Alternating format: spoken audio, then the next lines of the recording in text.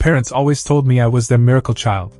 But at a family gathering, my aunt accidentally revealed I was adopted and my birth mother was actually someone I had known my entire life as just a family friend who frequently visited our home. I was sitting at the large dining table in my aunt's dining room, the scent of baked ham and sweet potatoes thick in the air, the sort that lingers even after you have departed, when it occurred, when everything I believed I knew about me shifted in a moment, as if someone had taken the floor from beneath me, and I simply sat smiling because I didn't yet know that my life was going to be split into, before and after. It was Thanksgiving, but it wasn't one of those photo-perfect, everyone smiles for the camera Thanksgivings. My family is loud, the type of loud where multiple conversations overlap and you can't keep up with only one, where individuals are standing over one another in order to get a piece of bread rolls, where my uncle repeats the same awful jokes annually and everyone cringes but secretly adores it. I was squished between my mother and my cousin Anna, and in front of us stood Aunt Linda, who has this ability to speak with her hands like she is directing traffic. And next to Aunt Linda, crammed a little too close because the table was crowded to the maximum, was Marissa. Marissa's been around forever that I can recall. Never skipped a birthday, always had some weird, thoughtful little gift that made you feel like she'd been hearing you in a way that nobody else ever had. I just thought she was a friend of the family, someone my mom had grown up with way back when, because that's how she presented her when I was a child. This is Marissa, she's an old friend of ours. And I assumed it, the same way you assume that adults know what they're doing when they tell you the sky's blue or Santa isn't real. Like it's this fact that you wouldn't even think to question. Dinner was chaotic the way it always is, one person asking if there was more cranberry sauce, another yelling from the kitchen about pie, kids tearing down the hall, and in the midst of the chaos Aunt Linda spoke over to Marissa and told her in a voice that anyone in our little circle could hear, "You must be so proud of her, after all you went through back then." And Marissa smiled in this sort of quiet, shy way, as if she wasn't sure she was supposed to say anything about it, and she said, "Oh, I am." She ended up even better than I could have hoped. I could feel my mom tense with me beside her. It wasn't something that someone else might have probably even noticed, but I could feel it in her arm, the way her hand froze halfway to her glass. Aunt Linda, maybe sensing that something had changed but not quite realizing precisely why yet, continued, "I mean, the adoption ended up better than any of us could have dreamed, didn't it? I still recall when you told us." And then my mom cut her off with this little tight smile and said, "Linda, not now." My ears were still ringing, but I thought to myself maybe I had been mistaken. Perhaps I had filled in a word that didn't exist. Adoption? That wasn't me. That couldn't be me. I've been my parents' miracle child my whole life, since I could speak, since I could remember. They told me so many times it was virtually a bedtime story.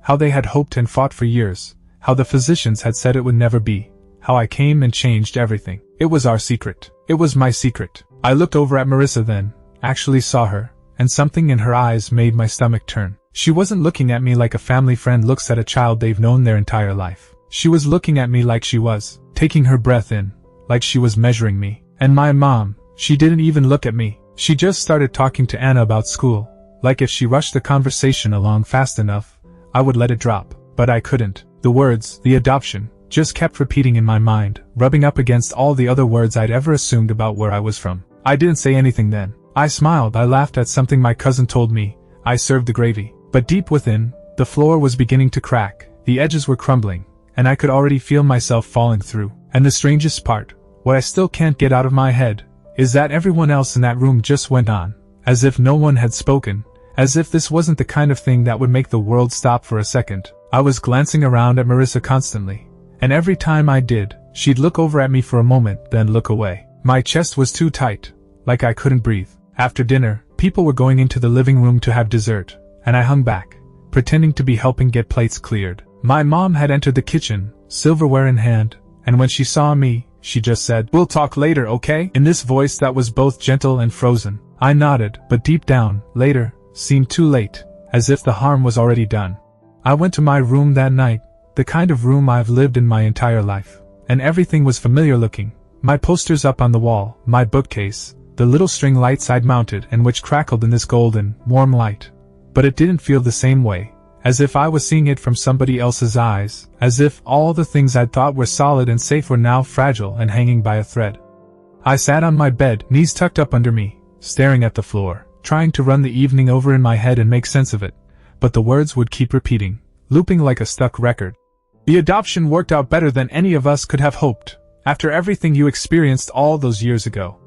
I kept getting this thinking that no, that is wrong, I must have misunderstood. My brain must just be playing tricks because there was lots of people around, and it was loud, everyone talking at the same time. Maybe they said something else and I just...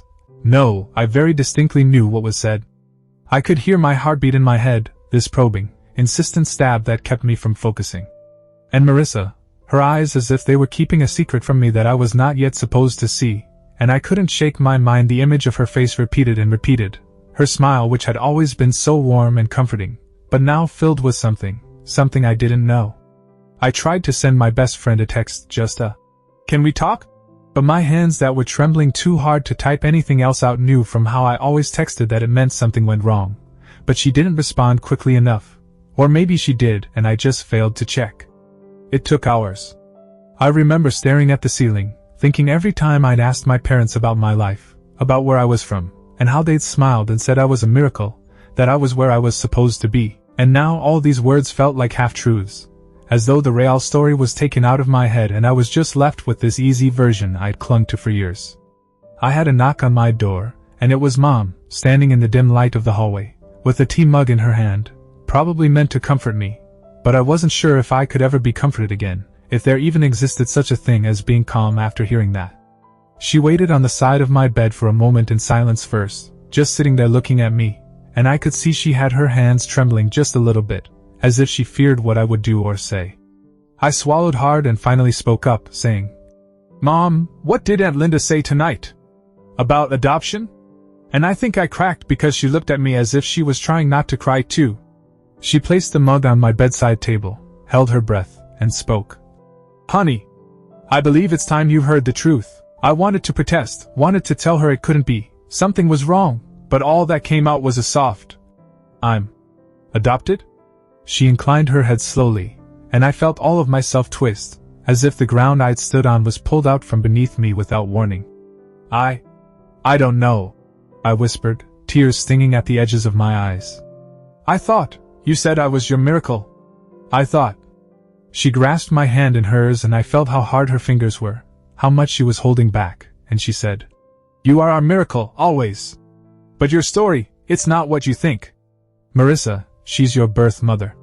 I remember all of a sudden things just going quiet, like the world had put me on mute to hear it crisp, and I had to laugh because it was so silly, so ridiculous, but that came out a sob instead. "Marissa? The friend? She's my mom?" And Mom nodded once more, tears running down her cheeks now, and I realized at last that I was crying as well, this strange mix of anger, confusion, sadness, and something else that I couldn't even name yet.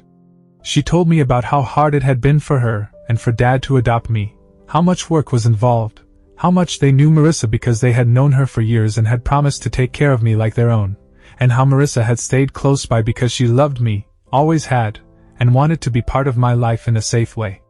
My mind was racing with memories, afternoons spent at my house by Marissa, helping me with my homework, leaving little gifts, laughing at the most ridiculous jokes, and suddenly it all made sense and didn't make sense. I felt betrayed, as if my entire life had been rewritten behind my back, but at the same time I felt this huge, aching gratitude, because I could see how much love there had been surrounding me, even though it had been complicated and flawed.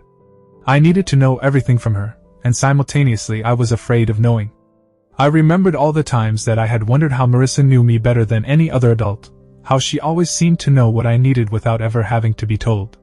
And then it hit me, she had known because she was my mother, because she had never lost caring, never lost thinking about me, even when she couldn't keep me. I wanted to scream, wanted to flee, wanted to curl up and disappear forever. But Mom just held me, and for the first time that evening, I felt a little bit safe once more, a little bit stable, even though the rest of everything had been torn asunder. She said I could ask them anything, tell them anything, and they wouldn't hide from me anymore, and I wanted to. I wanted to release it all, the confusion and pain, but my throat was too constricted, and my head was too knotted with decades of deception and partial truths. I thought of the holidays, the birthdays, the little daily moments, and how they'd all been real, all been love, but now with this extra layer of reality I couldn't cope. Hours passed, I think, and we did not say much after that, not in words at least, but just being, feeling one another, feeling the weight of it all. It was something, though it did not repair the ache in my chest.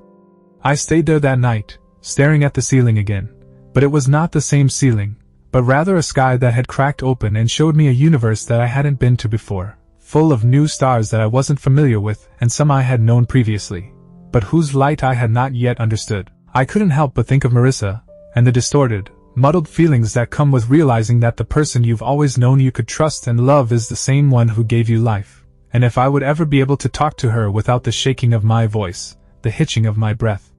I felt lost, I felt small, I felt angry, I felt grateful, and I didn't know that all those feelings could be present at the same time, but I suppose they could, and I suppose they did because I could feel them in every part of my body. And buried beneath all that ugliness, I had realized that my life hadn't changed as much as I had thought it had.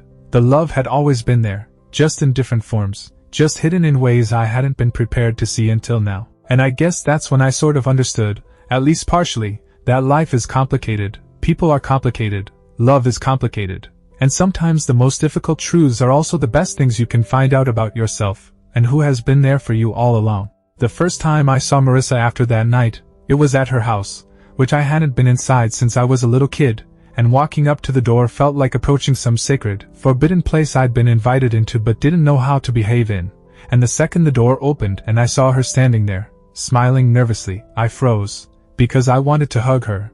I wanted to run away, I wanted to scream, I wanted to disappear, all at the same time, and she just stood there, hands clasped, in front of her, like she was trying not to shatter from seeing me too. And when I finally managed a small, shaky smile, she said, "Hey, it's good to see you." And her voice was soft, careful, full of all the things she'd never said out loud before, and I realized in that moment how much courage it must have taken for her to show up at all, and I wanted to be angry at her. I really did, for not telling me sooner, for letting me live my whole life thinking she was just a family friend, but I couldn't bring myself to be, because I could see the same mix of fear and love and longing in her eyes that I'd been feeling myself, and it made everything blur together, like all the lines I'd drawn in my head about who belonged where had been erased and redrawn in real time, and I wanted to cry again, and I did, quietly, just one little tear rolling down my cheek before I could stop it, and she stepped forward and put her hand gently on my shoulder, not trying to pull me in, not trying to overstep, just letting me exist there in all my confusion, and I felt this insane mix of comfort and pain because she was my mother and she had been my mother all along, but she hadn't been able to be the mother I knew. And yet here she was, finally, and somehow that hurt more than it comforted, in a way I didn't fully understand yet, and we sat down in her living room, the air thick with all the things we weren't saying, the walls covered in pictures of me as a little kid, some with my parents, some with her, and I realized I'd seen these photos a million times at our house, never knowing what they truly represented, and it was overwhelming because suddenly everything I thought I understood about my past was like a puzzle with half the pieces missing. And I had to slowly pick them up and figure out where they fit, and she kept glancing at me, hesitant, like she wanted to tell me something but didn't know if I could handle it, and finally she said, "I've always watched over you, even when I couldn't, even when I wasn't allowed to call you mine in the way I wanted," and her voice cracked a little, and I realized she had been carrying this weight my entire life, the same weight I had just discovered I was carrying now, and I wanted to comfort her, I wanted to say it's okay, I wanted to scream that I finally understood, but I couldn't get the words out, so I just nodded, and she nodded back, and for a while, silence stretched between us, not uncomfortable, but heavy with everything unsaid, and I thought about all the moments I'd spent with her over the years, the holidays, the random visits, the quiet afternoons she'd spent helping me with homework, and suddenly I could see them differently, like I was finally seeing the whole picture, not just pieces, and it was beautiful and terrifying at the same time, because it meant everything had been real, even if I hadn't understood it. And it also meant I had a lifetime of new truths to digest, and I didn't know where to start, and she didn't either, so we just sat there, quietly, letting each other exist in that shared space of revelation, and then I noticed something small but shocking, a habit I'd always seen in her and never thought about, the way she twirled her hair when she was nervous, and I'd always thought that was just a cute little quirk, but now it hit me like a lightning bolt. I did it too, all the time, unconsciously, and that tiny, silly, human detail made me feel like I was looking in a mirror of myself, and I realized that maybe some part of her had always been inside me, and suddenly the room didn't feel so heavy anymore, it felt like possibility, like maybe love could exist in multiple forms at the same time, like maybe it could hurt and heal simultaneously, and I wanted to laugh at how complicated it all was, but the laugh caught in my throat, so I just exhaled slowly instead, feeling a tiny bit lighter, and then she asked me if I wanted to see some old things she'd kept, little mementos, letters she'd written but never sent, drawings I'd made as a toddler, and I agreed even though I wasn't sure why. And as we went through the box together, I felt like I was peeling back layers of a life I'd known and didn't know at the same time. Like I was discovering a secret garden I'd been running past my whole life without seeing it, and every note, every scribbled picture, every tiny object told a story I hadn't known I needed to hear, and I felt my heart swell and ache in the same breath, and I wanted to thank her and hit her and hug her and run away all at once, because emotions were so tangled they didn't make sense anymore, and I realized that maybe this was what it meant to reconcile with someone, to slowly learn how to hold love and pain in the same space without breaking. And maybe that was what family really meant: messy, complicated, confusing, sometimes wrong and sometimes perfect all at the same time. And when I finally left her house that evening, the sun dipping low, painting the sky in those pink and orange streaks, I felt like I had crossed some invisible threshold, like I'd stepped into a new version of my life that I'd never asked for but had been waiting for anyway. And I knew the next steps wouldn't be easy, that the questions wouldn't stop, that I'd have to talk to my parents, to Marissa, to myself, over and over, until the new truth became part of my normal, until the miracle I'd been told I was finally made sense in the only way it could, by being understood as the complicated, loving, and utterly human story it always had been. The subsequent weeks following that initial visit were surreal, as though I was existing in the same reality but viewing it through some kind of distorted lens, every familiar corner, every accustomed conversation, every silent moment carrying this new, disorienting heft, and it wore on me but also, quietly profoundly, because I couldn't fall back into the state of affairs that had existed before, not really, and I didn't want to, even though part of me missed that effortless certitude of childhood, when life fit into neat little compartments and I was the miracle child, the immovable pivot of my parents' world. I started hanging out around Marissa more cautiously than I was allowing myself to admit, even, like wading into a pool that might not be warm enough to swim in, and every encounter was a combination of happiness, of awkwardness, and this charged tension that was caused by knowing every word had a richer meaning behind it than it did. We'd sit and discuss nothing and everything simultaneously, films we'd enjoyed, novels we'd read, memories I'd had of her that I only now realized were truly hers, too, and mine. And every time I saw her, I felt this odd, bittersweet clarity, as if love could be in several forms simultaneously, as if it could hurt and heal and puzzle you and remain like the most real thing there was. My parents, meanwhile, were experiencing their own version of this, giving me permission to take the lead in what I had to learn, what I needed to know, what I was prepared to confront, and I could see in their eyes the relief, the pride, the grief, all mixed up together, as if they were both mourning the simplicity of life they had thought we were living and celebrating the integrity we were finally living. The first time I told them about it, it was uncomfortable and frightening. How do you describe that the entire narrative of your existence just reverses in an instant? The woman who you spent your whole life believing to be your friend is your mother. Your parents are the ones that raised you and loved you in every conceivable way, yet they're not the ones to give you life. And somehow, at the same time, they're still the ones that formed you into what you are. I was reliving memories in my mind repeatedly, reliving them, looking at them differently. Marissa spending hours with me learning to ride a bike, how she would always sense when I was distressed over something that had happened at school,